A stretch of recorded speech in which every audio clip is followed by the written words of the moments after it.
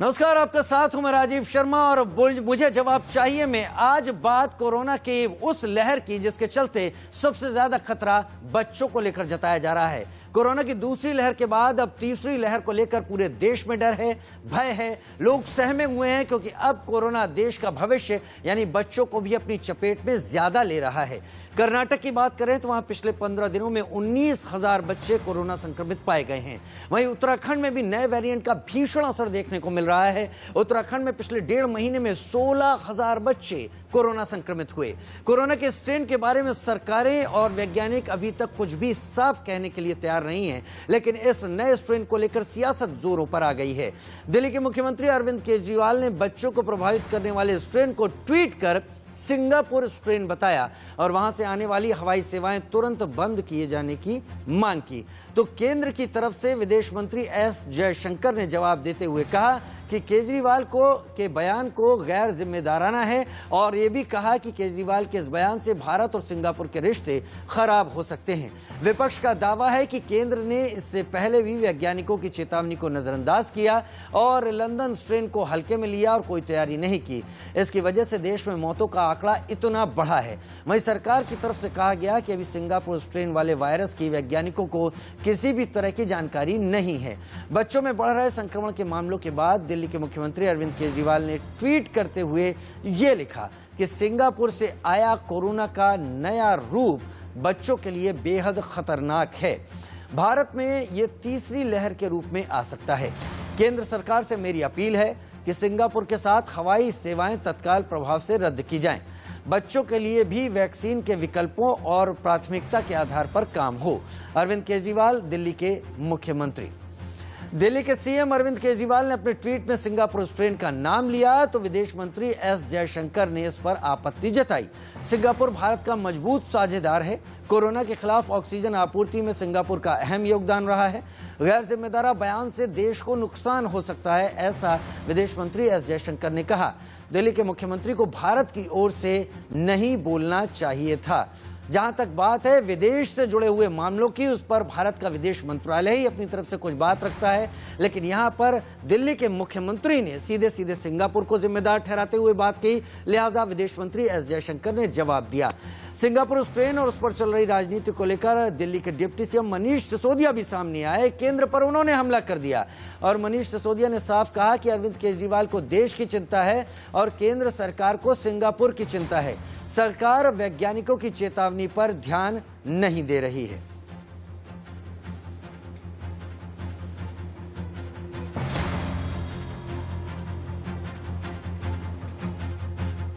सारी दुनिया में देश के डॉक्टर्स वार्निंग दे रहे हैं, साइंटिस्ट वार्निंग दे रहे हैं कि बच्चों पे खतरा है।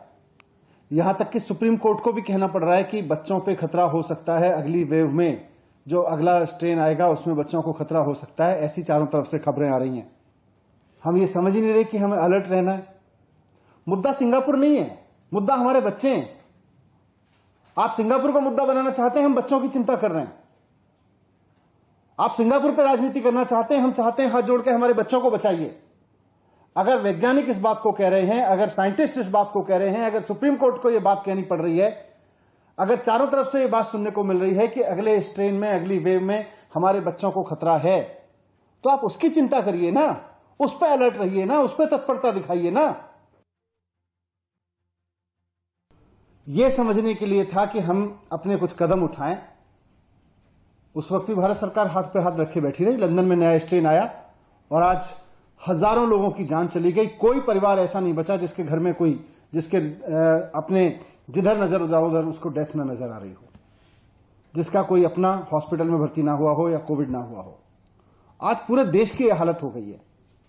क्यों? क्योंकि लंदन में आए स्ट्रेन के बाद भारत सरकार ना तो अलर्ट हुई, ना उसने कोई ऐसे कदम उठाए जो उसको उठाने चाहिए थे, और आज पूरा देश उसका खामियाजा भुगत रहा है। दिल्ली के मुख्यमंत्री अरविंद केजरीवाल के सिंगापुर को कोट करते हुए दिए गए बयान या ट्वीट को लेकर उप मुख्यमंत्री मनीष सिसोदिया उनका बचाव करते नजर आए और न केवल बचाव किया, उन्होंने इसके जरिए केंद्र सरकार पर भी हमला बोला कि केंद्र सरकार इस तरह के वेरिएंट को लेकर पहले सतर्क नहीं थी, लिहाजा देश को दूसरी लहर में इतना नुकसान झेलना पड़ा। वहीं बच्चों में बढ़ रहे कोरोना को लेकर कांग्रेस सांसद राहुल गांधी ने भी ट्वीट किया और प्रधानमंत्री मोदी पर उन्होंने भी निशाना साधा। राहुल गांधी ने अपने ट्वीट में लिखा कि आने वाले समय में बच्चों को कोरोना से सुरक्षित करना होगा। पीडियाट्रिक स्वास्थ्य सुविधाएं व वैक्सीन इलाज के प्रोटोकॉल अभी से तैयार होने चाहिए। देश के भविष्य के लिए वर्तमान मोदी सिस्टम को नींद से जगाना जरूरी है। राहुल गांधी सांसद कांग्रेस, उन्होंने भी इस दौर को लेकर और आगे आने वाली तीसरी लहर को लेकर केंद्र सरकार को न केवल सुझाव दिए, लेकिन उसके बहाने केंद्र सरकार पर हमला करने का मौका भी नहीं छोड़ा। तो लगातार बच्चों पर कहर का डर तमाम लोगों के दिमाग में है, राजनेताओं के भी दिमाग में है, साथ ही दलों के भी दिमाग में, तमाम, और सभी अपनी तरफ से कोशिश ये कर रहे हैं कि इसके चलते लोगों को बचाया जाए। लेकिन इस बीच में एक अलग ही बहस छिड़ गई और वो बहस दिल्ली के मुख्यमंत्री के उस ट्वीट के बाद छिड़ी जहां उन्होंने सिंगापुर स्ट्रेन का नाम लिया और सिंगापुर को एक तरीके से जिम्मेदार ठहराया, जिस पर सिंगापुर ने आपत्ति जताई। तो विदेश मंत्रालय ने साफ कहा कि दिल्ली के मुख्यमंत्री को भारत का प्रतिनिधित्व नहीं करना चाहिए और ना ही वो इसके लिए उनकी कोई जिम्मेदारी है। इसके बाद उप मुख्यमंत्री मनीष सिसोदिया उतरे और उन्होंने इस पूरे मामले को समाज की चिंता और भारत सरकार की विदेश नीति की चिंता के पलड़े में डाल दिया और उन्होंने कहा कि भारत सरकार को सिंगापुर की ज्यादा चिंता हो रही है, देश के लोगों की चिंता नहीं है। तो राजनीति बहुत हावी है, कोई भी मौका ऐसा जहां पर राजनीति की जा सके कोई भी नहीं चूक रहा। कोई भी ऐसी गलती जो दूसरे की पकड़ में आए उसको सुधार कर अपनी तरफ से उसमें क्या किया जाता है, क्या किया जा सकता है, उसको छोड़कर उसकी मीन में निकालना और अपने विरोधी को चारों खाने अपने बयानों से चित कर देना, फिलहाल भारत की राजनीति में यही सब चलता हुआ दिख रहा है। मेरे साथ दो खास मेहमान इस वक्त जुड़ गए हैं। मेरे साथ डॉक्टर सुनील सिंघल इस वक्त जुड़ गए हैं, प्रेसिडेंट है IIMA ईस्ट दिल्ली के, और मेरे साथ डॉक्टर ईश्वर गिल्डा हैं जो कि इन्फेक्शियस डिजीज के एक्सपर्ट हैं। साथ ही विजय खैरा साहब भी हमारे साथ बीजेपी से इस वक्त जुड़ेंगे प्रवक्ता के तौर पर, संजय द्विवेदी मेरे साथ शिवसेना प्रवक्ता के तौर पर जुड़ेंगे और संजीव झा साहब आप प्रवक्ता के तौर पर मेरे साथ इस वक्त जुड़ेंगे। सुनील सिंघल साहब, पहले आपसे शुरुआत कर लेता हूं। ये जो तीसरी लहर कही जा रही है जिसको लेकर अभी से तमाम सवाल उठाए जाने शुरू कर दिए गए हैं, क्या ये बात सही है कि ये तीसरी लहर बच्चों के लिए सबसे घातक होने वाली है और क्या इसके लिए अभी तैयारियां करनी शुरू कर दी गई हैं और क्या तैयारियां की जानी चाहिए? देखिए राजीव जी, तीसरी लहर आ सकती है ऐसा एक्सपेक्टेड हम मान रहे हैं, पर ऐसा कोई कंफर्म नहीं है कि तीसरी लहर आएगी या चौथी लहर आएगी, पहली बात। दूसरी बात, जहां तक तीसरी लहर को लेके एक्सपेक्ट किया जा सकता है कि बच्चों को इफेक्ट करेगी ऐसा माना जा रहा है, तो मैं सरकार से रिक्वेस्ट करता हूं कि हम राजनीतिक पचड़े में ना पड़ के तीसरी लहर की तैयारी करें और अस्पतालों में बेड जो हैं उसमें जो बच्चों के बेड हैं, जो PICU के बेड हैं, उनकी अवेलेबिलिटी का हम एश्योरेंस करें कि अगर हम तीसरी लहर मान रहे हैं आएगी और उसमें बच्चे इफेक्ट होंगे तो बच्चों के लिए करें। तीसरी बात यह है कि जो वैक्सीनेशन का दौर है उसको बढ़ाया जाए और ज्यादा से ज्यादा डॉक्टर्स को क्लिनिक्स पे वैक्सीन दिए जाएं ताकि ज्यादा से ज्यादा लोगों को पर डे वैक्सीन लगाए जाए। और जो ट्रायल, थर्ड फेज का ट्रायल बच्चों के ऊपर चल रहा है 12 से 18 साल के लोगों का, बच्चों का, उन ट्रायल को इंटेंसिफाई करके जल्दी से उनका जो डाटा कंपाइल करके और बच्चों को भी 12 से 18 वालों को इस वैक्सीनेशन ग्रुप में इन्वॉल्व किया। ठीक है, डॉक्टर ईश्वर गिल्डा भी मेरे साथ जुड़े हुए हैं। आपने वैक्सीनेशन पर जोर दिया। डॉक्टर ईश्वर गिल्डा, बच्चों को कैसे बचाया जा सकता है? दूसरी लहर हमने देखी और कल 24 घंटे की अगर बात करें तो एक तरीके से वर्ल्ड रिकॉर्ड है और वर्ल्ड रिकॉर्ड धब्बे की तरह है, जहां 4529 मौतें एक दिन में ही हुई हैं कोरोना की इस लहर में। लेकिन हम दूसरी लहर से आगे बढ़ने की बात कर रहे हैं, हम उस तीसरी लहर का सामना करने की बात कर रहे हैं जो आई नहीं है, क्या पता आए ही ना अगर हम तैयारियां कर लें। बच्चों को कैसे बचाया जा सकता है इस तीसरी लहर से? देखिए, जो अपनी पहली लहर थी वो बुजुर्ग लोगों में थी और 45 के ऊपर जो कोमॉर्बिडिटी उन लोगों में थी, उन लोगों को वैक्सीन लग गया। इसलिए जो दूसरी लहर आई वो दूसरी लहर यंग लोगों में 25 to 45 के बीच में हुई। 18 to 45 का भी वैक्सीनेशन करना हुआ है। ठीक है, अपने पास पर्याप्त मात्रा में वैक्सीन अभी तक उपलब्ध नहीं है और नहीं हो रहा है उनका वैक्सीनेशन, फिर भी 3-4 महीने में, 5 महीने में हो जाएगा। तो अगली जो लहर आएगी वो बच्चों में ज्यादा असर कर सकेगी, ये मानना है। और जो ये नया वायरस है B1617 और उसके अंदर एक दूसरा वेरिएंट है 0.1 और 0.2, तो 0.2 वाला जो है ये बहुत ज्यादा इन्फेक्शियस है और as compare to last year इस साल इसका इन्फेक्शन का रेट 2 गुना या 3 गुना या 4 गुना भी है। और ये आपको बताऊं कि जनवरी के अंदर इसका जो कंटेंट था, अपने जितने केसेस थे उसमें सिर्फ 1% लोगों को 6.7 वेरिएंट था, वो 7% हो गया फरवरी में, 23% हो गया मार्च में, 42% हो गया अप्रैल में, और अभी ये महीने 77% है कोरोना के अभी केसेस आ रहे हैं, उसके 77% लोगों को ये नया वेरिएंट है। अब ये वेरिएंट भारत में है और दूसरे 50 देशों में पहुंच चुका है, इंक्लूडिंग सिंगापुर। तो हमें दूसरों से आने की चिंता करने के बजाय हमारे यहाँ एक राज्य से दूसरे राज्य या राज्य के अंदर एक जिले से दूसरे जिले, एक गांव से दूसरे गांव में, वो चिंता होना चाहिए। और ये वेरिएंट जो है ये यंग लोगों को इन्फेक्ट कर रहा है, बच्चों को भी इन्फेक्ट कर रहा है। पहले से माना जाता है कि बच्चों को और यंग लोगों को बीमारी ज्यादा प्रमाण में नहीं होती है, वो खाली माइल्ड सिम्टोमेटिक होती है, लेकिन अभी मीडियम सिम्टोमेटिक भी हो रही है और सीवियर भी केसेस आ रहे हैं और कुछ केसेस में मौत भी हो रही है।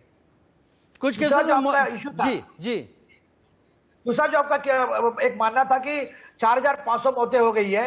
भारत के केसेस कम हो रहे हैं, पिछले 2 हफ्ते से काफी केस कम है, लेकिन क्या होता है कि जब केसेस कम होती है तो मौतें कम होने को 15 दिन का वक्त लगता है, क्योंकि जो आज लोग मर रहे हैं वो आज के केसेस में से नहीं मर रहे हैं, वो 2 हफ्ते पहले जो डायग्नोसिस हुए उसमें से मर रहे हैं। तो थोड़े दिन तक ये मौत का आंकड़ा ज्यादा रहेगा।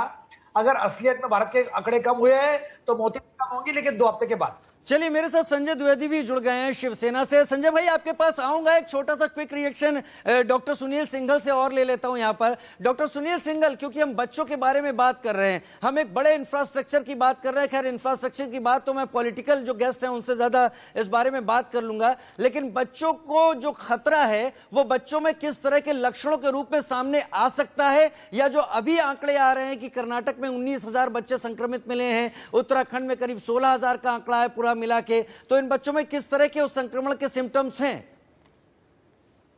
देखिए, जो बच्चों में सिम्टम्स हैं वो सिम्टम्स भी सेम है। उन बच्चों को भी तेज बुखार होता है, लूज मोशन, वोमिटिंग या सांस लेने में तकलीफ होती है, और जो हमारे ब्लड के पैरामीटर्स हैं वो डिरेंज हो जाते हैं और मल्टी सिस्टम ऑर्गन इन्वॉल्वमेंट हो जाता है। लेकिन बच्चों में एक खास बात है कि जब हम बच्चों का इलाज शुरू करते हैं और जो हम दवाइयां शुरू करते हैं तो बच्चों में रिजल्ट हमें इम्प्रूवमेंट अच्छा आता है, और 1-2 दिन के अंदर ही हम बच्चों की स्थिति को काबू कर लेते हैं। तो बच्चों में ये एक अच्छा पॉइंट है। लेकिन जैसे मैं आपके माध्यम से राजीव जी पहले भी कह चुका हूं कि हम इस इन्फेक्शन को रोकने में या चेन को ब्रेक करने में अपनी अहम भूमिका जो निभा सकते हैं वो मास्क लगा के, सैनिटाइजर से और सोशल डिस्टेंसिंग। तो जो सारे मीडिया पे मैं कहना चाहूंगा कि हम वैक्सीन हो या म्यूटेशन हो या कुछ भी हो, अगर हमें बचना है तो मास्क ही उपाय है। बच्चों को भी ये बताएं हम आउटडोर एक्टिविटीज में इन्वॉल्व ना करें, घर में रखें और मास्क जरूर लगाएं, ये मेरी सबसे रिक्वेस्ट। डॉक्टर सुनील सिंघल, संक्षेप में अगर ये तीसरी लहर की हम बात करते हैं तो कितने दिनों में आ सकती है? उम्मीद क्या है जिसके लिए हमें तैयार रहना चाहिए? तीसरी लहर, देखिए, हम ऐसा मान रहे हैं कि जुलाई के बाद हम ऐसा सोच रहे हैं कि शायद तीसरी लहर आए, और कुछ आंकड़े या कुछ साइंटिस्ट बता रहे हैं कि शायद सितंबर अक्टूबर में इसके आने की संभावना है। पर हम ऐसा नहीं कह सकते कि तीसरी लहर आएगी और भारत में आएगी नहीं आएगी, हम ऐसा भी नहीं कह सकते। लेकिन फिर मैं कहूंगा कि अगर हम मास्क का प्रॉपर इस्तेमाल करें तो हम तीसरी लहर को रोक सकते हैं। जी, मैं ये यहाँ नहीं कहना चाहता कि तीसरी लहर आएगी या नहीं आएगी, मैं इस कयासों में नहीं जाना चाहता हूं, लेकिन मेरा सवाल यहाँ पर इससे इसलिए भी जुड़ता है कि दूसरी लहर आई, हम तमाम चीजें कर चुके थे, हम कहीं बहुत श्योर हो गए थे कि कोरोना के केसेस घट गए हैं। खैर, संजय जी मेरे साथ इस वक्त जुड़े हुए हैं, संजय द्विवेदी जी शिवसेना से इस वक्त जुड़े हुए हैं। सुप्रीम कोर्ट ने मुंबई मॉडल की तारीफ भी की कुछ दिन पहले। महाराष्ट्र में जिस तरह से केसेस बढ़े, सबसे ज्यादा पूरे देश में महाराष्ट्र में थे, सबसे ज्यादा मौतें भी महाराष्ट्र में हुई हैं। महाराष्ट्र किस तरह से संभाल रहा है? संजय जी, आप सुन रहे थे अभी डॉक्टर सिंघल को, उनका कहना है कि जुलाई के बाद ये वेव आ सकती है, यानी हम ये मान के चलें कि 60 से 120 दिन के बीच आ भी सकती है और नहीं भी आ सकती है। हमें किस तरह की तैयारी करनी होगी अपने नौनिहालों को बचाने के लिए, और क्या सरकारें इसके लिए गंभीर होती दिख रही हैं आपको? देखिए, मैं इस पे बहुत स्पष्ट एक बात कहना चाहता हूं कि बिल्कुल पूरी जनता से, देशवासियों से कि लहर आ रही है, सरकार अपना काम कर रही है, चाहे केंद्र सरकार हो चाहे राज्य सरकार हो, लेकिन मास्क लगाइए, दूरी रखिए और सैनिटाइजर करिए और अपने समय समय पर हाथ धोते रहिए। मैं विशेषकर बच्चों की बात करना चाहता हूं कि बच्चों की देखभाल जो हम पहले करते थे उससे ज्यादा करें। और मैं अब राजनीति न करते हुए मैं एक बात कहूंगा, माननीय जिस तरह से इसमें टूल किट और तमाम चीजों की राजनीति चल रही है, तमाम आरोप प्रत्यारोप की राजनीति चल रही है, ये मैं सोचता हूं इस समय करना उचित नहीं है। कौन क्या कर रहा है, क्या नहीं कर रहा है, इसमें केंद्र सरकार को, केंद्र सरकार के प्रवक्ताओं को, केंद्र सरकार के नेताओं को इन सब चीजों से हटके इस पर ध्यान देना चाहिए कि हम किस तरह से इस लहर को, या जो सेकेंड लहर में 4500 डेथें हो रही हैं, इसको कैसे रोकें। ये बहुत बड़ा पॉइंट है। आज आप तीसरी लहर की हम बात करने जा रहे हैं, जो बच्चों पर इफेक्ट पड़ेगा, तो इसके लिए भी हमें जरूरी है कि केंद्र सरकार की जो, चूंकि स्वास्थ्य सेवाएं हमारी पूरी केंद्र सरकार के हाथ में है, वैक्सीन है, दवाइयां हैं, ऑक्सीजन है। अभी जिस तरह से मैंने सुना कि हर जिले में ऑक्सीजन प्लांट लग रहे हैं, तो मैं जानना चाहता हूं देशवासियों को, मैं कहना चाहता हूं केंद्र सरकार से कि कम से कम एक टीम ऐसी बैठा ले हर जिले में, हर राज्य में, जो इनको देखे कि ऑक्सीजन प्लांट लग रहे हैं कि नहीं लग रहे हैं। कि हो सकता है तीसरी लहर में हमको ऑक्सीजन की फिर जरूरत पड़ जाए, जिस तरह से हमारी शॉर्टेज रही ऑक्सीजन की, जिस वजह से हमें काफी लोगों की देहांत हुआ है, जो दुखद है। मैं भावभीनी श्रद्धांजलि देता हूँ जितने भी हमारे लोग हैं। ये बड़ी संवेदनाएं वाली बात है, मतलब संवेदनहीन होकर हम कोई काम नहीं करना चाहते हैं। हमारा सरकार से, चाहे राज्य सरकार हो चाहे केंद्र सरकार हो, आप बंबई मॉडल आपने देख लिया, बंबई मॉडल की यही तमाम विपक्ष के लोग बंबई की बुराई कर रहे थे, आपने ब्रेक द चेन क्यों लगाई। आज ब्रेक द चेन का अगर फर्क कहाँ है तो दिल्ली में देख लीजिए, आप उत्तर प्रदेश में भी देख लीजिए और आप महाराष्ट्र में भी देख लीजिए। तो मैं ये चाहूंगा केंद्र सरकार से राष्ट्रीय नीति बनाए कोरोना पे। इस समय सभी जिस तरह प्रोजेक्ट है बंद करके टोटल ध्यान, चाहे हमारे केंद्र सरकार हो चाहे राज्य सरकार हो, केंद्र सरकार को राज्य सरकारों से मिलकर जो प्लांट लग रहे हैं, जो ऑक्सीजन प्लांट लग रहे हैं, उसकी जिम्मेदारी उनको दें और देखें कि प्लांट जल्दी से जल्दी लगे, तभी हम लोगों की जान बचा सकते हैं। लेकिन इस तरह राजनीति करके जनता से खिलवाड़ मत करें। मेरा ये सबसे बड़ा मानना है। जनता हमारे लिए पहले है, सरकार हमारे लिए बाद में होती है। तो मेरा ये अनुरोध है केंद्र सरकार से भी, राज्य सरकारों से, कि आपस में सामंजस्य बनाएं और तीसरी लहर या दूसरी लहर को कैसे हमको हटाना है, भारत से भगाना है, इस पर विचार करने की जरूरत है। जी हाँ संजय भाई, राजनीति मुद्दा है, टूल किट की बात है, तमाम चीजें वो अलग बहस का विषय हो सकती हैं। लेकिन आज जब हम आप लोगों से बात कर रहे हैं जो कि राजनेता हैं, जो राजनीति में दखल रखते हैं, जिन्हें पॉलिसीज के बारे में, क्रियान्वयन के बारे में पता होता है, तो उनसे हम ये जानना चाहते हैं कि जो तीसरी लहर आ सकती है और जिसके लिए हमें तैयार होना होगा, क्योंकि दूसरी लहर का भी पता नहीं था लेकिन वो आई, तो हमें उसके लिए क्या क्या तैयारी करनी होगी। आपने ऑक्सीजन प्लांट की बात कही कि हर जिले में पता किया जाना चाहिए कि कहां कहां बन रहे हैं, उसका क्रियान्वयन किस तरह से हो रहा है। विजय खैरा साहब मेरे साथ बीजेपी से भी इस वक्त जुड़ गए हैं, बीजेपी के प्रवक्ता के तौर पर। विजय खैरा साहब, हम तीसरी लहर की बात कर रहे हैं और डर इस बात का यहां पर कि इस तीसरी लहर में सबसे बड़ी बात यह है कि ये बच्चों को निशाना बना सकती है। पहली लहर में बुजुर्ग थे, दूसरी लहर में जो यंग थे, जवान थे, वो निशाने पर आए, और तीसरी लहर में बच्चों की तरफ ये बात जाती हुई दिख रही है। कितनी तैयारियां हम कर चुके हैं और कितनी तैयारियां आपको लगती हैं कि हमको करनी चाहिए? हम ये उम्मीद करेंगे कि तीसरी लहर ना आए, लेकिन अगर आएगी तो वो क्या ऐसी तैयारियां हैं जो केंद्र सरकार ने करना शुरू कर दी हैं? देखिए, दो बातें, एक तो इलाज मरीज का और एक मरीज की रोक, दो बातें हैं इसमें। रोकने के लिए तो वैक्सीन कामयाब है, हिंदुस्तानी वैक्सीन पूरी तरह से कामयाब है। अब सवाल यह है कि उस समय, जैसे भी आज गडकरी जी कह रहे थे एक बार, कि डिमांड और सप्लाई की ये समस्या आती है वैक्सीन के मामले में या कोई भी दवा या किसी चीज के भी मामले में। तो जब इसका शुरुआती दौर था तब वैक्सीन की डिमांड कम थी, और कम के कई कारण थे उसके। एक तो कई स्टेट्स ने डिमांड ही नहीं करी, कई स्टेट तैयार ही नहीं थे वैक्सीन के लिए, कईयों ने इसको माना ही नहीं था कि वैक्सीन सफल है। और खासतौर से ऐसे मौके पर जब एक पार्टी के राष्ट्रीय अध्यक्ष ऐसा बोल रहे हो कि वैक्सीन कामयाब नहीं है और फेल हो सकती है। उसी के एक मंत्री मनीष तिवारी ये बोल रहे हैं कि गिनी पैक समझ रखा है लोगों को, जो वैक्सीन लगा देंगे बिना ट्रायल के।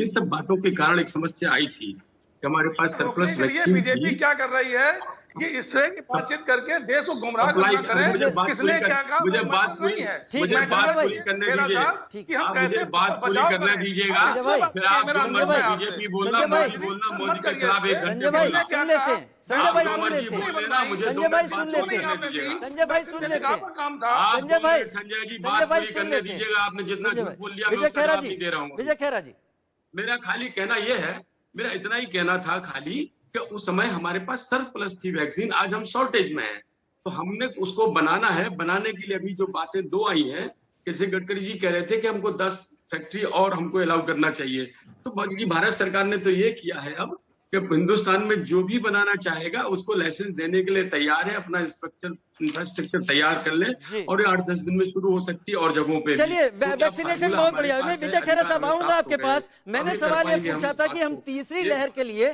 क्या तैयारी कर रहे हैं जहां हम बच्चों को बचा सके। हालांकि इसका भी जवाब मैं आपसे लूंगा, लेकिन फिलहाल इस वक्त हेडलाइंस देख लेते हैं, उसके बाद चर्चा पर वापस आते हैं।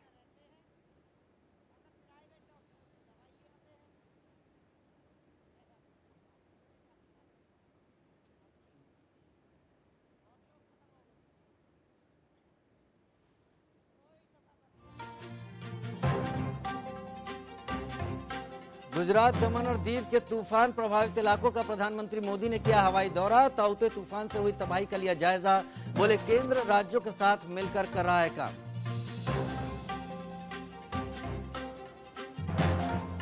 देश में कोरोना से मौत के टूटे सारे रिकॉर्ड। दुनिया में पहली बार एक दिन में रिकॉर्ड 4,529 की मौत, तो एक दिन में 2,67,000 से ज्यादा नए मामले।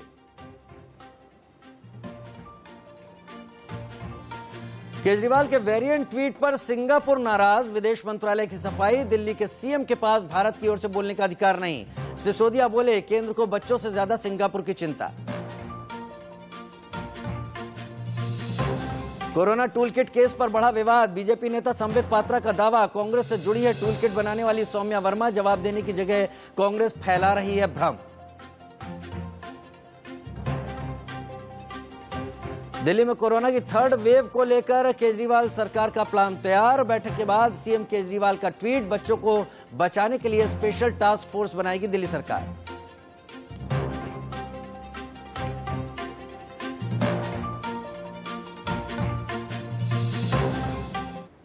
तो हम लगातार बात कर रहे थे उस तीसरी लहर की जो अभी तक आई नहीं है, लेकिन जिस तरह से दूसरी लहर के आने की आशंकाएं व्यक्त की जा रही थी और ऐसा कहा जा रहा था कि वो शायद ना आए, लेकिन वो लहर आई। लिहाजा मतलब साफ है कि तीसरी लहर आए या ना आए, हम कितना तैयार हैं अपने नौनिहालों को बचाने के लिए, क्योंकि सबसे ज्यादा खतरा तमाम जगह की बातचीत में यही निकल कर आ रहा है कि इस बार बच्चों के ऊपर कहीं ज्यादा है। मेरे साथ खास मेहमान बहुत सारे जुड़े हुए हैं इस वक्त। विजय खेरा साहब मेरे साथ जुड़े हुए हैं बीजेपी प्रवक्ता के तौर पर। मेरे साथ संजीव झा आम आदमी पार्टी प्रवक्ता के तौर पर जुड़ गए हैं। मेरे साथ संजय द्विवेदी इस वक्त जुड़े हुए हैं शिवसेना प्रवक्ता के तौर पर। मेरे साथ डॉक्टर सुनील सिंघल जुड़े हुए हैं और साथ ही डॉक्टर ईश्वर गेल्डा भी मेरे साथ इस वक्त जुड़े हुए हैं। शुरुआत एक बार विजय खेरा साहब आपसे फिर कर लेता हूं और मैं आपको संक्षेप में इस वक्त समय दूंगा। आप मुझे ये बताइए कि हम क्या तैयारी कर रहे हैं, कहां तक पहुंची हैं तैयारियां, कहां तक हम ये उम्मीद कर रहे हैं कि तीसरी लहर का मुकाबला करने के लिए उम्मीद करेंगे कि ना आए, लेकिन अगर आती है कितनी तैयारी है हमारी? देखिए अब क्या है, आवश्यकता किस चीज की है, उसके बाद जब सारे प्रिकॉशंस ले लोग, बच्चे लोग भी जो है अब समझ गए हैं, मास्क इस्तेमाल करें, दूरी करें, ये तो सब होना ही चाहिए। घर में उनको ट्रेन और ज्यादा किया जाना चाहिए, रोज माँ बाप को शिक्षित देना चाहिए, तो सब है। लेकिन इसके अलावा जब तैयारी का सवाल उठता है तो मैं नहीं समझता हूँ कि अब बेड्स की कमी पड़ेगी, क्योंकि सरकारें जितनी भी हैं प्रदेश की, उन्होंने काफी बेड्स की व्यवस्था की है और केंद्र सरकार ने भी जगह जगह DRDO के थ्रू, डिफेंस के थ्रू कई सारे बेड्स दिए, अस्पताल भी बनाए हैं टेम्परेरी। और दूसरी बात, अच्छी बात यह है कि 1 लाख के करीब मरीजों की संख्या में कमी आई है प्रतिदिन लगभग। तो ये कमी आने से भी अब बेड हमारे पास उपलब्ध रहेंगे और दवाइयों की कमी नहीं होगी। ऑक्सीजन की कमी का तो अब मेरे ख्याल से कोई सवाल ही नहीं उठता है, क्योंकि अब तो ऑक्सीजन हमारे पास भरपूर है, उसकी पूरी तैयारियां हैं। अब सवाल ये है कि उस स्तर पर जहां लॉकडाउन है, उस स्तर पर जहां मास्क लगाने के लिए लोगों को तैयार करना है, वो स्टेट गवर्नमेंट का काम है। बेड्स पर भर्ती करना ये स्टेट सरकारें इसमें ले भी रही है इंटरेस्ट, और मैं समझता हूँ पूरे हिंदुस्तान की स्टेट सरकारें इसमें काम कर रही है तेजी से, और इसमें हमें सफलता मिलेगी, ये समस्या आएगी नहीं। ठीक है, और 18 साल के बच्चों का अच्छा रेजिस्टेंस होता है, ये भी एक कारण है।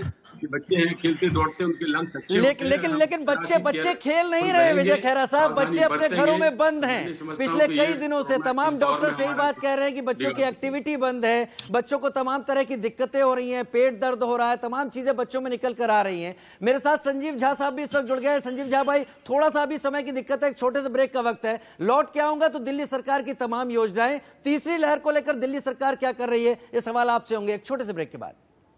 तैयार हैं अपने नौनिहालों को बचाने के लिए, क्योंकि सबसे ज्यादा खतरा तमाम जगह की बातचीत में यही निकल कर आ रहा है कि इस बार बच्चों के ऊपर कहीं ज्यादा है। मेरे साथ खास मेहमान बहुत सारे जुड़े हुए हैं इस वक्त। विजय खैरा साहब मेरे साथ जुड़े हुए हैं बीजेपी प्रवक्ता के तौर पर, मेरे साथ संजीव झा आम आदमी पार्टी प्रवक्ता के तौर पर जुड़ गए हैं, मेरे साथ संजय द्विवेदी इस वक्त जुड़े हुए हैं शिवसेना प्रवक्ता के तौर पर, मेरे साथ डॉक्टर सुनील सिंघल जुड़े हुए हैं और साथ ही डॉक्टर ईश्वर गेल्डा भी मेरे साथ इस वक्त जुड़े हुए हैं। शुरुआत एक बार विजय खैरा साहब आपसे फिर कर लेता हूं और मैं आपको संक्षेप में इस वक्त समय दूंगा। आप मुझे यह बताइए कि हम क्या तैयारी कर रहे हैं, कहां तक पहुंची हैं तैयारियां, कहां तक हम ये उम्मीद कर रहे हैं कि तीसरी लहर का मुकाबला करने के लिए, उम्मीद करेंगे कि ना आए, लेकिन अगर आती है कितनी तैयारी है हमारी? देखिए अब क्या है, आवश्यकता किस चीज की है, उसके बाद जब सारे प्रिकॉशंस ले लोग, बच्चे लोग भी जो है अब समझ गए हैं, मास्क इस्तेमाल करें, दूरी करें, ये तो सब होना ही चाहिए। घर में उनको ट्रेन और ज्यादा किया जाना चाहिए, रोज माँ बाप को शिक्षित देना चाहिए, तो सब है ही। लेकिन इसके अलावा जब तैयारी का सवाल उठता है तो मैं नहीं समझता हूँ कि अब बेड्स की कमी पड़ेगी, क्योंकि सरकारें जितनी भी हैं प्रदेश की, उन्होंने काफी बेड्स की व्यवस्था की है और केंद्र सरकार ने भी जगह जगह DRDO के थ्रू, डिफेंस के थ्रू कई सारे बेड्स दिए, अस्पताल भी बनाए हैं टेम्परेरी। और दूसरी बात, अच्छी बात यह है कि 1 लाख के करीब मरीजों की संख्या में कमी आई है प्रतिदिन लगभग। तो ये कमी आने से भी अब बेड्स हमारे पास उपलब्ध रहेंगे और दवाइयों की कमी नहीं होगी। ऑक्सीजन की कमी का तो अब मेरे ख्याल से कोई सवाल ही नहीं उठता है, क्योंकि अब तो ऑक्सीजन हमारे पास भरपूर है, उसकी पूरी तैयारियां हैं। अब सवाल ये है कि उस स्तर पर जहां लॉकडाउन है, उस स्तर पर जहां मास्क लगाने के लिए लोगों को तैयार करना, वो स्टेट गवर्नमेंट का काम है।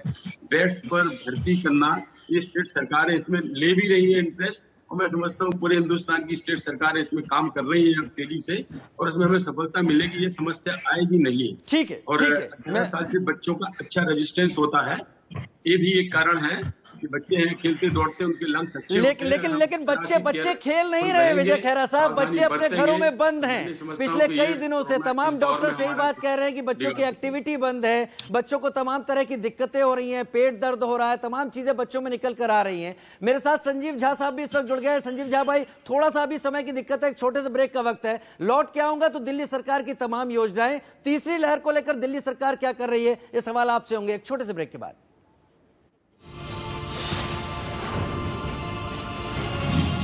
काम शुरू करना है और इसे भी। ये तो नॉन स्टॉप प्रोटेक्टेड है, नो टेंशन। कैस्ट्रॉल एक्टिव का 3x प्रोटेक्शन चले नॉन स्टॉप। बॉस क्या आइडिया दिया है, हम सबको बाइक्स रेंट पे देंगे जो चलेंगे नॉन स्टॉप। चल तू क्यों तोड़ा गुल्लक? पैसे चाहिए तो मुझसे ले लेता ना। आपके बर्थडे गिफ्ट के पैसे आपसे ही लेता। जो भी दर्द मुझको हो तू दवा है। डेटॉल, अपनों की सुरक्षा के लिए मजबूत सहारा। Dettol, now proven effective against COVID-19 virus. आपके अपने घर में भी हो सकता है जर्म्स का खतरा। यहाँ, यहाँ और यहाँ।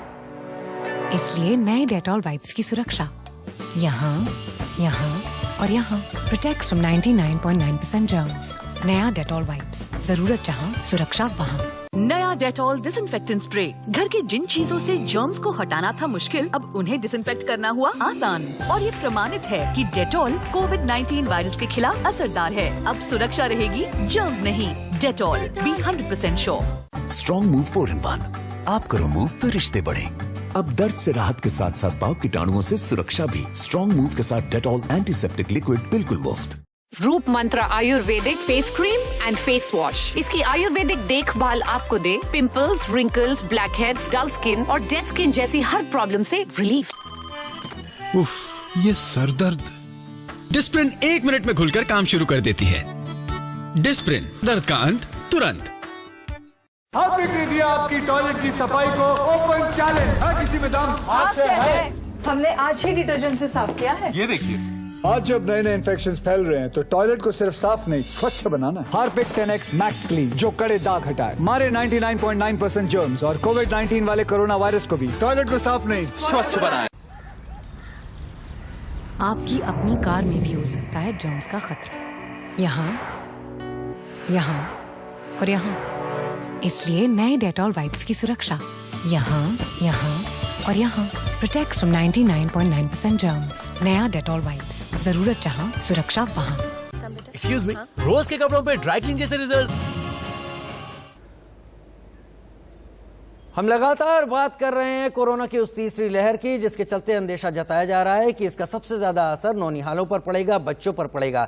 पहली वेव की बात करें तो उसमें बुजुर्ग ज्यादा शिकार हुए थे। दूसरी वेव जो वर्तमान में भी चल रही है, इसमें ज्यादातर वो लोग जो कि 18 से 45 साल के बीच की उम्र के हैं, वो कहीं ज्यादा इसके शिकंजे में आए और इससे बड़ी उम्र के लोग भी इस दौरान मौत का शिकार होते रहे, इसके संक्रमण में आते रहे। लेकिन तीसरी लहर, दूसरी लहर में जो स्थिति पहुंच गई है कि पिछले 24 घंटे में 2,67,000 मामले सामने आए हैं। हालांकि ज्यादा लोग ठीक होकर वापस गए हैं, वहीं 4,529 लोगों की इस दौरान मौत भी हुई है। ये अपने आप में एक गंभीर बात जरूर है, लेकिन अलग अलग जो स्वास्थ्य क्षेत्र से जुड़े एक्सपर्ट हैं उस पर अपनी अलग अलग राय रख रहे हैं। हम बात कर रहे हैं उस तीसरी वेव की जो कि सबसे ज्यादा खतरनाक हो सकती है और उसके चलते हम कितना तैयार हैं, क्योंकि दूसरी लहर भी आई, हम उसके लिए कहीं तैयार नहीं थे। हम तीसरी लहर के लिए क्या तैयार हो रहे हैं, क्या तैयारी करनी शुरू कर दी गई है, क्या हम बयानबाजियों से अलग हटकर इस बार ये सोच रहे हैं कि लोग सबसे आगे हैं। मेरे साथ खास मेहमान जुड़े हुए हैं, विजय खैरा साहब बीजेपी से जुड़े हुए हैं, संजय द्विवेदी साहब शिवसेना से मेरे साथ जुड़े हुए हैं, संजीव झा साहब आम आदमी पार्टी से और डॉक्टर ईश्वर गिल्डा मेरे साथ जुड़े हुए हैं, जो कि इस तरह की डिजीज पर कहीं ज्यादा महारत रखते हैं, कहीं ज्यादा बेहतर जानकारी दे सकते हैं। डॉक्टर ईश्वर गिल्डा आपके पास आता हूं क्योंकि संजीव झा साहब से मेरी बात हुई थी इससे पहले। संजीव झा साहब, तीसरी लहर अभी आई नहीं है, अभी काल्पनिक है, आ भी सकती है और नहीं भी आ सकती है, लेकिन जो चीज आ भी सकती है उसे यह मानना चाहिए कि वो आएगी और उसी हिसाब से तैयारी करनी चाहिए। दिल्ली सरकार इस वक्त क्या तैयारी कर रही है? देखिए, मैं आपकी बात से पूरी तरह सहमत हूं कि तीसरी वेव आने का इंतजार न करें, बल्कि आने से पहले अपनी तैयारी करें। और इसीलिए दिल्ली के मुख्यमंत्री ने ट्वीट कर बताया भी था कि जैसा आप सब भी बता रहे हैं कि तीसरा वेव में ऐसा दिख रहा है कि बच्चों पे इसका ज्यादा असर होगा। तो इसीलिए इस बार ठीक से तैयारी आपको करनी पड़ेगी, क्योंकि अगर बच्चों पे आता है तो अलग से व्यवस्था करना पड़ेगा। और इसीलिए दिल्ली के मुख्यमंत्री ने एक हाई लेवल मीटिंग करके यह फैसला किया है, एक टास्क फोर्स बनाया है ताकि बच्चों के लिए स्पेशल व्यवस्था कैसे किया जाए, बच्चों की जो अलग वेंटिलेटर व्यवस्था कैसे किया जाए, कैसे हम पेडियाट्रिशियन को अब हायर कर पाए। क्योंकि मुझे लगता है कि अगर अब जो कुछ दूसरी वेव में चूक रह गई केंद्र सरकार से या बाकी सरकारों से, वो चूक अब न रह जाए, इसकी तैयारी पहले से हम सबको करनी पड़ेगी। और मुझे यह लगता है कि जिस तरह से दूसरे वेव में जो कुछ गलतियां हुई वो गलती न हो, इसके लिए सभी सरकार को मिलकर के एक ठोस प्रयास करने पड़ेंगे। और दिल्ली के मुख्यमंत्री अरविंद केजरीवाल जी ने इसके लिए पहले से मीटिंग करना शुरू कर दिया है, एक टास्क फोर्स बनाना शुरू कर दिया है। और मुझे पूरी उम्मीद है कि हम लोग तीसरे वेव आने से पहले पूरी तैयारी करेंगे ताकि कोई चूक ना रहे। तीसरी वेव आए इससे पहले क्या मैं ये उम्मीद करूं आपसे कि सबसे ज्यादा SOS सिग्नल्स ऑक्सीजन को लेकर दिल्ली से ही निकले थे? तब पता चला बाद में दिल्ली के पास तमाम लॉजिस्टिक्स की भी कमी है, कहां पर रखा जाए। खैर, इन मामलों पर मैं जाना नहीं चाहूंगा। क्या मैं आपसे इस बात का दर्शकों के लिए और दिल्ली के जो लोग देख रहे हैं उनके लिए यकीन ले सकता हूं कि तीसरी लहर आए ना आए? मैं तो ये उम्मीद करूंगा कि ये लहर ना आए, लेकिन अगर आने की तैयारी भी है तो दिल्ली से अब ऑक्सीजन या ऐसी क्रिटिकल दवाइयों की किसी भी तरह की कोई कमी अब सामने नहीं आने वाली है। क्या संजीव झा भाई, दिल्ली सरकार इसी आधार पर तैयारी कर रही है? बिल्कुल, आपने ठीक कहा कि जो जिस तरह की ऑक्सीजन की क्राइसिस आपने सेकेंड वेव में देखा और नेशनल टास्क फोर्स खुद से बनाना पड़ा ताकि ऑक्सीजन का डिस्ट्रीब्यूशन ना केवल दिल्ली में बल्कि पूरे देश में ठीक से हो पाए। उन्होंने कहा कि सरकार इसमें फेल रहा। अब दिल्ली सरकार, हम सब लोग पूरी कोशिश कर रहे हैं कि वो हम डिपेंडेंट ना रहे और इतनी आजादी मिले कि हम सब लोग ऑक्सीजन रिसोर्स कर पाए। साथ साथ जो मेडिसिन का सेंट्रलाइज, देखिए तीनों चीज पहले सेंट्रलाइज कर दिया गया था, चाहे ऑक्सीजन हो चाहे मेडिसिन हो, ये डिसेंट्रलाइज कर दिया जाए ताकि स्टेट रिसोर्स भी कर सके और डिस्ट्रीब्यूट भी कर पाए। और हम लोग पूरी तरह हम लोग इसकी तैयारी कर रहे हैं, अपने सभी हॉस्पिटल्स में ऑक्सीजन प्लांट लगा रहे हैं ताकि जो हमें तमाम तरह की परेशानियां झेलनी पड़ी थी सेकेंड वेव में, वो परेशानी अब हमें ना झेलना पड़े। आप क्या उम्मीद करते हैं दिल्ली को कितने बड़े इंफ्रास्ट्रक्चर की जरूरत होगी? मैं दुआ करूंगा कि उसका इस्तेमाल ना हो, लेकिन फिर भी कितने बड़े इंफ्रास्ट्रक्चर की जरूरत है? देखिए, सेकेंड वेव में आपने देखा कि अगर मैं दिल्ली की ही बात करूं तो दिल्ली में 37-38% तक संक्रमण दर पहुंच गया था। 28-30,000 हमारे पास पेशेंट एक दिन में आने लगे थे। 1 लाख के करीब पॉजिटिविटी रेट हो गया था हमारे यहाँ पे। तो हम अब कोशिश पूरी कर रहे हैं, क्योंकि अब मुझे लगता है पूरे देश में अगर कहीं सबसे ज्यादा ऑक्सीजन बेड या वेंटिलेटर्स तैयार किया गया तो दिल्ली में तैयार किया गया है। और तीसरे वेव को देखते हुए उसको और बढ़ाया जा रहा है। दिन रात दिल्ली के अरविंद केजरीवाल इसको लेकर मीटिंग कर, इसको तैयारी कर रहे हैं। तो मुझे पूरी उम्मीद है कि अब अगर, हालांकि भगवान ऐसा न करे कोई इस तरह का एपिडेमिक कोई आए, लेकिन अगर आए तो दिल्ली सरकार उसके लिए पूरी तरह चौकन्ना है, पूरी तरह से तैयारी कर रहे हैं। उम्मीद है कि जो कुछ अगर थोड़ी परेशानी पिछले वेव में झेलना भी पड़ा था वो लोगों को ना झेलना पड़े। चलिए, लोगों को ना झेलनी पड़े, यही मेरी और आपकी भी सोच है। लेकिन डॉक्टर ईश्वर गिल्डा मेरे साथ जुड़े हुए हैं। डॉक्टर ईश्वर गिल्डा, इस वायरस ने तमाम तरह के म्यूटेंट लिए, हम कई तरह के म्यूटेंट की बात कर रहे हैं जो कि काफी ज्यादा डेडली हो गए हैं। लेकिन जैसे ही आप लोगों से बात करके, आप दोनों से, डॉक्टर सिंघल और डॉक्टर गिल्डा, आप दोनों से बात करके पता चला कि हम मान के चले कि जुलाई के बाद या ज्यादा से ज्यादा सितंबर के बाद हम इस तीसरी लहर की उम्मीद कर सकते हैं। क्या ये वायरस तब तक और म्यूटेशन ले लेगा और खतरनाक हो जाएगा? क्या जिस तरीके से अचानक ऑक्सीजन की डिमांड इस दूसरे लहर में आई, इस म्यूटेशन के दौरान आई, क्या हम किसी और आकस्मिक ऐसी चीज की तरफ आगे बढ़ सकते हैं अगली लहर में? देखिए, इंसानों का काम है तैयारी करते रहना और वायरस का काम है म्यूटेशन करते रहना। वो म्यूटेशन करते रहेंगे। अगर हम इस भ्रम में है कि हमारी तीसरी लहर आएगी नहीं, ये फिर से वही भ्रम हुआ कि जब हम पहली लहर के बाद में बताया कि सेकंड लहर नहीं आएगी। हमारे देश में एक नेशनल कोविड प्रोजेक्शन काउंसिल है, सूत्रा नाम की, उन्होंने बताया कि सेकंड लहर आने वाली नहीं है, और इसने सबको अंधेरे में रख दिया, सरकार को भी अंधेरे में रख दिया। और आपने देखा कि ये दूसरी लहर पहले लहर से 4 गुना 5 गुना ज्यादा ताकतवर थी। तो हम लोग ये मान के चले कि तीसरी लहर आएगी, चौथी भी लहर आएगी। लेकिन अगर तीसरी लहर को हमको कमजोर बनाना है तो अभी वैक्सीनेशन बढ़ाना है। अब वैक्सीनेशन का अगर आप दौर देखें कैसा है, तो 1 तारीख से 14 अप्रैल तक जो वैक्सीनेशन हुआ रोजाना 35 लाख होता था, और 1 तारीख से 14 तारीख मई में जो वैक्सीनेशन हुआ रोजाना 17 लाख होता है एवरेज। तो अगर वैक्सीनेशन बढ़ाने की जगह हमारा वैक्सीनेशन कम हो रहा है तो हम कैसे थर्ड वेव को रोक सकते हैं? हमें वैक्सीनेशन रोजाना 1 करोड़ के मात्रा में करना है, रोजाना 1 करोड़। तो हमारा 120 दिन में कम हो जाएगा, और फिर हम 120 करोड़ वैक्सीन देके हम लोग बोल सकते हैं कि हम तीसरे वेव को कमजोर कर सकते हैं। अगर वो नहीं करते हैं तो तीसरी वेव हो सकता है इससे ज्यादा मजबूत आएगी। अब हमारी तैयारी अच्छी होना चाहिए, ऑक्सीजन होना चाहिए, सब होना चाहिए, और पॉलिटिकल अपमैनशिप नहीं चाहिए। पॉलिटिकल क्या होता है कि एक ने बोला कि मैं जितने मरे हुए लोगों को श्रद्धांजलि देता हूं, तो दूसरी पार्टी बोलती है कि मैं मरे हुए और मरने वाले उनको भी श्रद्धांजलि देता हूं। ये ऐसे होड़ करके कोई फायदा नहीं है। और तीसरी बात यह है कि जो वैक्सीनेशन है वो अभी हमारे बीजेपी के प्रवक्ता बता रहे थे कि वैक्सीनेशन पहले हुआ नहीं, अब जब हो रहा है तो कम है।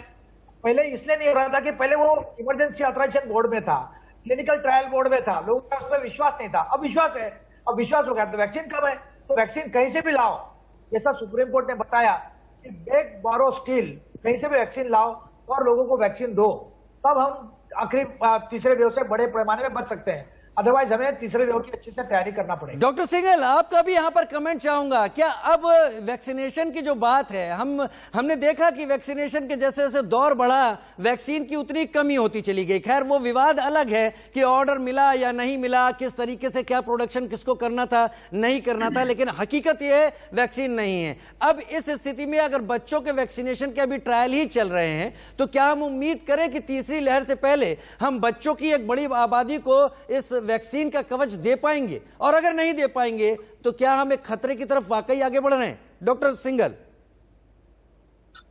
देखिए, जहां तक पीडियाट्रिक या बच्चों में वैक्सीन का सवाल है, अभी जो ट्रायल 12 से और 18 साल के बीच में चल रहे हैं, और जल्दी हमें उम्मीद है कि अप्रूवल इनको मिल जाएगा, और ऑस्ट्रेलिया में ऐसे ट्रायल हुए हैं। तो मैं अपनी भारत सरकार से रिक्वेस्ट ये करता हूं कि जो वैक्सीन हम इंपोर्ट कर सकते हैं, हमें इंपोर्ट के लिए वैक्सीन के द्वार खोल देने चाहिए, और फाइजर और मॉडर्ना की वैक्सीन भी हमें इंपोर्ट करनी चाहिए। जो लोग अफोर्ड कर सकते हैं, जो लोग वैक्सीन के लिए पैसे खर्च कर सकते हैं, उनको मार्केट में वैक्सीन आए और वैक्सीन उन्हें लगवाने के लिए हम खुली छोड़ दें। जो लोग नहीं लगवा सकते उसको सरकार की जिम्मेदारी है कि सरकार लगवा रही है, और जो बच्चों पे ऊपर ट्रायल कर रहे हैं वो जल्दी से कंप्लीट होंगे और बच्चों के लिए भी वैक्सीन जल्द मार्केट में आएगी।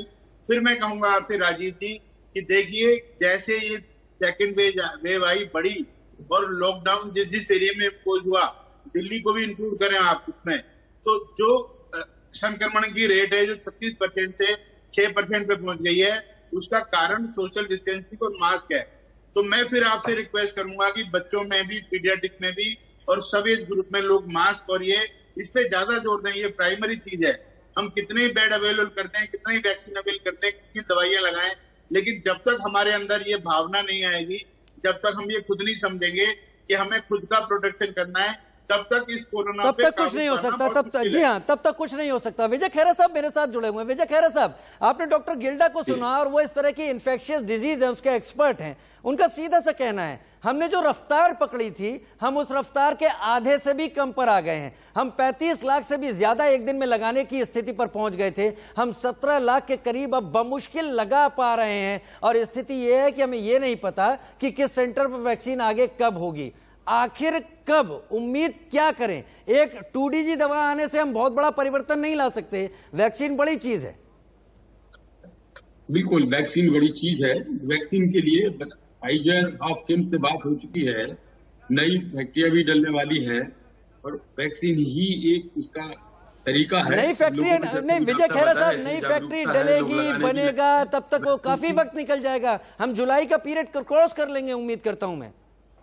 हम एक बात यहाँ जरूर बताना चाहेंगे, अमेरिका में भी अभी 35-36% वैक्सीन ही लग पाई है और इसी तरह से अभी कनाडा में भी आधी लोगों को ही वैक्सीनेट कर पाए हैं, जबकि उन लोगों की पॉपुलेशन हम लोगों से किसी की 1/5 है, किसी की 1/10 है। तो ये समय वैक्सीन में अभी पूरी कंप्लीट करने में तो वक्त लगेगा, लेकिन शॉर्टेज ना होने पाए इसकी व्यवस्था केंद्र सरकार पूरी तरह कर रही है, जहां तक वैक्सीन का सवाल है।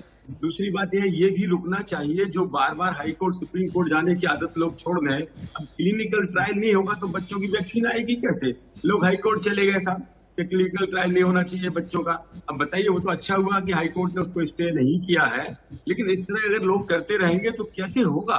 व्यवधान पैदा करना कुछ लोगों की आदत में शुमार हो गया है। कोई ना कोई पीआर लगा के किसी न किसी चीज पे चल देते हैं। दूसरी बात, ऑक्सीजन की अभी कर रहे थे, फिर अच्छा हुआ संजय झा जी बोल रहे थे जो अक्टूबर में पिछले साल, यानी अक्टूबर में पिछले साल 5 प्लांट दिए थे केंद्र ने, इन्होंने नहीं लगाए, अब लगा दिए इन्होंने, तो बड़ी अच्छी बात है। ये लगा दे तो बहुत अच्छी बात है। वो सैंक्शन प्लांट अभी तक है तो ऑक्सीजन की शॉर्टेज नहीं हो पाएगी। दूसरी बात, सबसे बड़ी बात, स्टोरेज चाहिए। ऑक्सीजन तो आएगी, टैंकर खड़े ना रहे, वो वापिस चले जाए, या ये ना कहना पड़े जैसे दिल्ली सरकार ने पीछे 172 अगर मीट्रिक टन भेज रहे हैं तो इन्होंने 70 ही लिए, उसको फोन कर दिया फैक्ट्री को कि आप मत भेजिए, वहां पर स्टोरेज की जगह नहीं है। स्टोरेज बढ़ा लें, इंफ्रास्ट्रक्चर बढ़ा लें, ऑक्सीजन की कमी कहीं से भी नहीं होगी, होने का सवाल नहीं उठता। दूसरा, अभी छोटे बच्चों पर अभी इतना नहीं असर, जब तक हमारी वैक्सीन छोटे बच्चों की भी आ जाएगी उस वेव तक, उसके पहले अगर आई तो अभी जो है फिर मिडिल क्लास के बच्चे जो 18 साल से ऊपर है, 20 साल से ऊपर है, उन पर ज्यादा आ रहा है। विजय खैरा साहब ठीक है, ब्लैक फंगस से भी जी नहीं। विजय खैरा साहब, मैं मुद्दे पर आता हूं वैक्सीन को लेकर, क्योंकि बच्चों की बात है ना, लिहाजा मैं भी एक परिवार से हूं और मैं भी इन चीजों को बहुत अच्छी तरह समझता हूं, माँ बाप की तरह। हमने जितनी वैक्सीन लगाई है, 18 करोड़ वैक्सीन का आंकड़ा स्वास्थ्य मंत्रालय, केंद्रीय स्वास्थ्य मंत्री डॉक्टर हर्षवर्धन देते हैं। आप इसी से मोटा मोटा हिसाब लगा लीजिए भारत की जनता का 35 महीने लगेंगे अगर इसी दर से वैक्सीन लगी। 35 महीने का मतलब 3 साल का वक्त है। हम अगर इस साल में कंप्लीट करना चाहते हैं तो एक ऐसा प्रयास करना होगा जिसको भागीरथी प्रयास कहते हैं। संजय द्विवेदी जी, क्या भागीरथी प्रयास के लिए राज्य सरकारें और केंद्र सरकार आपको तैयार दिखती है? और अगर नहीं दिखती है तो क्या किया जाना चाहिए? ना तो मैं नासिर जी पहले तो इंडियन न्यूज को धन्यवाद देता हूँ।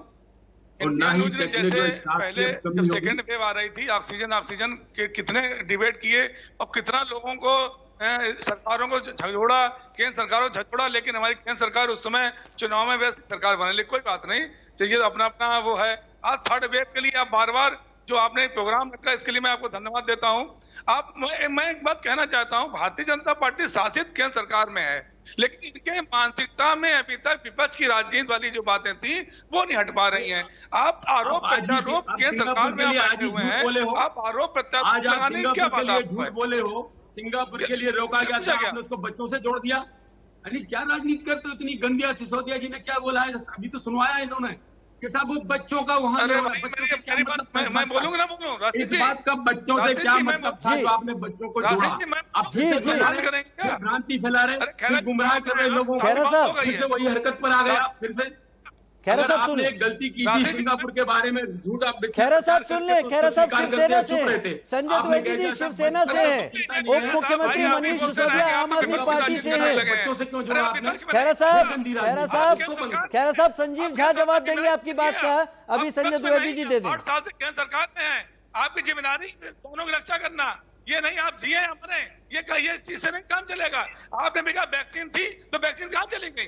वैक्सीन कहाँ चलेंगे? मैं पूछता हूँ सवाल आपसे। आप कह रहे हैं वैक्सीन भी पूरे 681 प्लांट लगने जा रहे हैं, कितने प्लांट लगते हैं? भारत देश के यूएनओ में 6000 सिपाही हैं। तो क्या वेंटिलेटर कहाँ चलेगा? हिंदुस्तान कहाँ पहुंचे? आज बच्चों के लिए वेंटिलेटर की जरूरत पड़ेगी, ऑक्सीजन की जरूरत पड़ेगी, हमारे पास हॉस्पिटल की जरूरत पड़ेगी। आप मिथ्या प्रचार कर रहे हैं, अभी तक बातचीत में आपने कहीं नहीं देखा, कोई देने वाला नहीं है। अब क्या इस्तेमाल नहीं कर समुद्र में। आज केंद्र सरकार में केंद्र सरकार के अधिक में है, तो राज्य सरकारें तो आपने सबसे अच्छा इस्तेमाल किया उस समय जब लगवाने वाले नहीं थे। पहले ये समझिए हो जाएगा आपका प्रचार ज्यादा दिन चलने वाला नहीं है। लेकिन ये बात नहीं, ठीक है विजय खैरा साहब, संजय भाई सुनिए तो, संजय भाई वैक्सीन की बात कर रहे हैं ना, हम बच्चों को लेकर वैक्सीन की बात कर रहे हैं, हम सभी मुद्दों को लेकर वैक्सीन पर आते हैं। इस देश में, एक मिनट सुनिए तो संजय भाई सुनिए तो, इस देश के विपक्ष की जो आप बात कह रहे हैं, जो आपने अभी विजय खैरा साहब के ऊपर बात कही, मेरा सीधा सा सवाल है, बहुत सारे विपक्ष के ऐसे नेता निकल कर आए जिन्होंने इस वैक्सीन के शुरू में आते ही इस तरह के बयान दिए कि एक बड़ी सोसाइटी, बड़े हिस्से में भ्रांति फैल गई। वो बयान क्या है आपको भी पता है, और उसका नुकसान आज हुआ। नहीं, कोरोना को लेकर संजय भाई वन साइडेड नहीं, विपक्ष ने वैक्सीन को लेकर भ्रांति फैलाई, आपने नहीं फैलाई होगी, कोई और है उन्होंने फैलाई। आज ये स्थिति है। मेरा सीधा सा सवाल यही था कि वैक्सीन कब तक आएंगी? अगर नहीं आती हैं तो 3 साल लगेंगे हमको उस स्थिति में आने पर। ठीक है, संजीव झा मेरे साथ, जुड़े हो। संजीव झा भाई, विजय खैरा साहब आपके ऊपर कुछ आरोप लगा रहे थे, आपने सुना होगा। जो आप बार-बार पल्ला झाड़ने लगते हैं। देखिए, मुझे ये लगता है संजय भाई, अगर संजय चुप होंगे तो संजीव जी को बोलने दें। राजनीति की ठीक है, बातें छुपाई है। विजय खैरा साहब, 15 तारीख को मुख्यमंत्री केजरीवाल बोल रहे हैं पूरी ऑक्सीजन है, कोई कमी नहीं है, डॉक्टर रो रहे हैं। 17 तारीख को ये टेलीविजन पे बोलते हैं जाके कि ऑक्सीजन की कमी हो गई है। ये केजरीवाल का चेहरा है। 15 तारीख तक आप छुपा ठीक है। विजय जी जवाब दे लेने दिए संजीव भाई को, बोलिए संजीव जी। देखिए, मुझे ये लगता है, आपको याद होगा कि जनवरी में दिल्ली के मुख्यमंत्री अरविंद केजरीवाल जी ने कहा था कि जो यूके में वेरिएंट दिख रहे हैं वो बहुत खतरनाक है और हमें अपने फ्लाइट के बैन को बंद नहीं करना चाहिए और बंद कर देना चाहिए, उसको खोलना नहीं चाहिए। तब बहुत उसको आसानी से ले गई, उसका क्या असर हुआ पूरे देश में आपने देखा। अभी आपने देखा कि आज से कुछ दिन पहले सिंगापुर के शिक्षा मंत्री ने कहा कि अब जो वेरिएंट दिख रहे हैं इससे बच्चों में ज्यादा असर पड़ रहा है और हम इसलिए सभी स्कूल बंद कर रहे हैं। और इसको लेकर दिल्ली के मुख्यमंत्री आगाह किया कि सिंगापुर में ऐसा लग रहा है कि जो वेरिएंट है वो बहुत खतरनाक है और इसीलिए हम सबको अपने बच्चों की प्रिपरेशन को लेकर ध्यान में रखना चाहिए और हमें अपने हॉस्पिटल से तैयार करना चाहिए। ये अरविंद केजरीवाल जी का सजेशन था। आप भी कह रहे हैं कि हैदराबाद हो चाहे उत्तराखंड हो, वहां बच्चे बहुत ज्यादा संक्रमित हैं। तो मेरा यह कहना है कि आपको चिंता है कि नहीं है कि हमें अपने देश के बच्चों को बचाना है। ये लोग हमेशा ये क्रिएट करते रहते हैं सरकार में, पर आरोप लगाते हैं विपक्ष पे। विपक्ष का काम है आपको जगाना, यही काम उन्होंने वैक्सीन में किया कि आप देखिए जो वैक्सीन नवंबर आना चाहिए था वो जनवरी में आया। जनवरी में आने के बाद इन्होंने फिर 6.5 करोड़ वैक्सीन विदेश भेज दिया। अब अपने देश में वैक्सीन की कमी है। वैक्सीन पॉलिसी को भी आप देखेंगे तो पहले इन्होंने कहा कि सेंट्रल गवर्नमेंट रिसोर्स करेगी, फिर सभी स्टेट अपने आप करेगी, प्राइवेट हॉस्पिटल अपने आप करेगी। अब इसमें इतनी कंफ्यूजन है कि वैक्सीन कितनी बननी है, कितने स्टेट को मिलेगा, कितना सेंट्रल गवर्नमेंट को मिलेगा, कोई पता नहीं। ठीक है, मैं समझ पा रहा हूं, मैं समझ पा रहा हूं कि आज की बहस से हम कम से कम ये चीज तो सामने रख पाए चर्चा से कि अगर स्थिति यही रही तो 3 साल कम है, 3 साल से भी ज्यादा लगेंगे पूरी तरह से वैक्सीनेट होने के लिए, और अगर इस साल में करना है तो भगीरथ प्रयास करने ही होंगे, वरना केवल बयानबाजी रह जाएंगी, हम एक दूसरे को कोसते रह जाएंगे। और हालात अगर तीसरी वेव के आ गए, मैं डरा हुआ खुद भी बैठा हूं आपके साथ बात करते हुए, क्योंकि दूसरी लहर ने व्यक्तिगत तौर पर मुझे भी डराया। उम्मीद करूंगा ये स्थितियां ना हो, हम सब एक होकर एक साथ हाथ में हाथ लेकर आगे बढ़ें और मुकाबला करें। आप सभी आप मिलने के हमारे साथ बात करने के लिए बहुत बहुत शुक्रिया। एक छोटा सा ब्रेक ले रहे हैं, जल्द हाजिर होते हैं।